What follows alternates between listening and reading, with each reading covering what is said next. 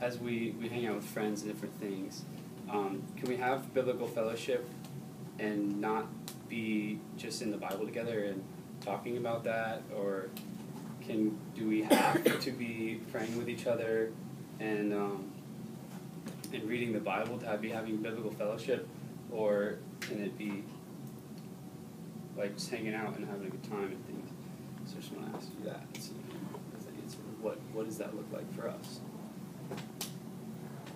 I think fellowship is any time that believers get together, and the Bible also says do everything for the glory of God.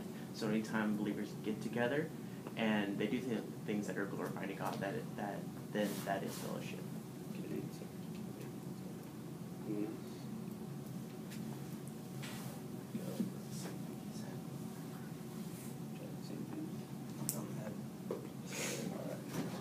Okay, well, very good answer.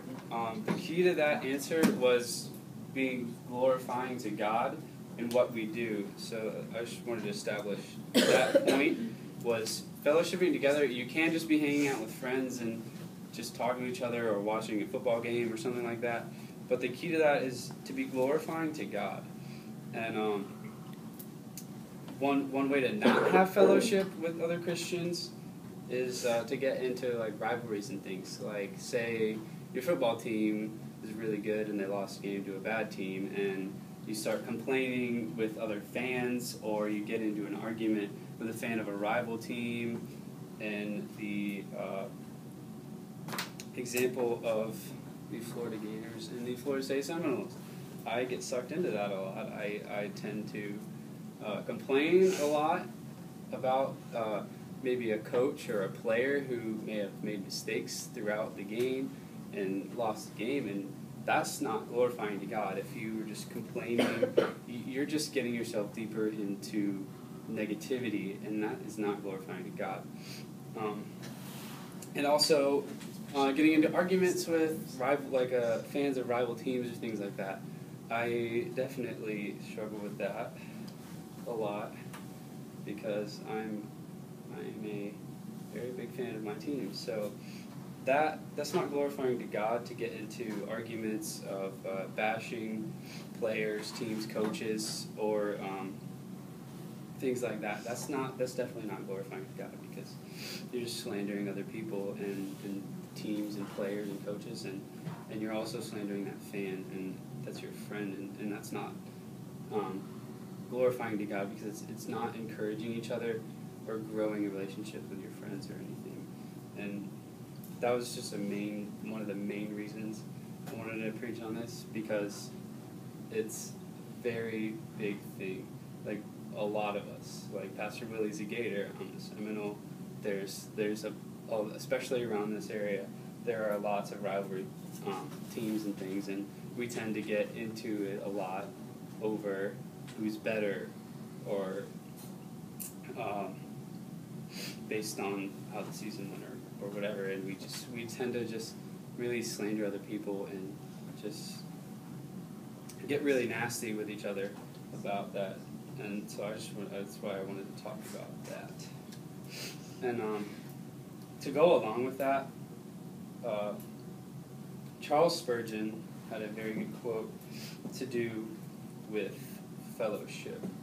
And do you all know who Charles Spurgeon is? Yes. I do not.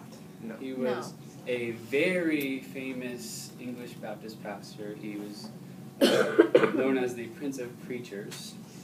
And he grew from a church of about 100 people to his Metropolitan Tabernacle, which that was a church of about 10,000.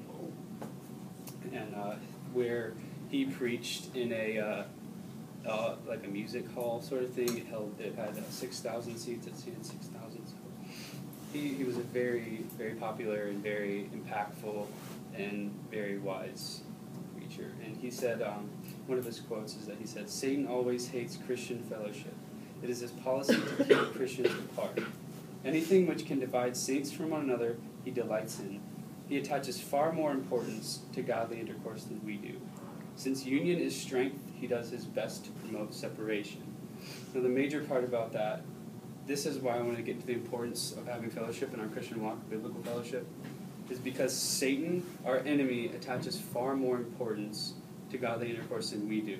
We don't place enough importance on fellowshipping with each other biblically because we just go throughout our Christian walk and we're like, oh, Jesus, he saved me. And we don't attach much importance about just encouraging each other. As the early church did, they were all together. They all shared with each other. They all encouraged each other. They all prayed with each other all the time. That's, as it said in verse 46 of Acts 2, it says, and day by day, attending the temple together and breaking bread in their homes, they received food with glad and generous hearts. So they did this daily. This was their life. Their life was fellowshipping with each other and glorifying God through what they did and praising Christ. And nowadays, we don't place as much importance on that, on being with each other and just biblically fellowshipping with each other and encouraging each other and making each other better and challenging each other. Because, as Spurgeon said, union is strength. And this is why Satan does his best to promote separation. This is why I'm teaching on this today, so we can have better fellowship, because Satan attaches far more importance to godly intercourse than we do. This is a policy to keep Christians apart. Anything which can divide saints from one another, he delights in. He hates Christian fellowship. This is why we must unify and just fellowship and have biblical fellowship, because unity is necessary to the outpouring of the Spirit of God. We will have the Holy Spirit on us more with our unity and fellowship, and Satan can't pull that apart if we are that strong. So that's just the point I wanted to make today. Thank you.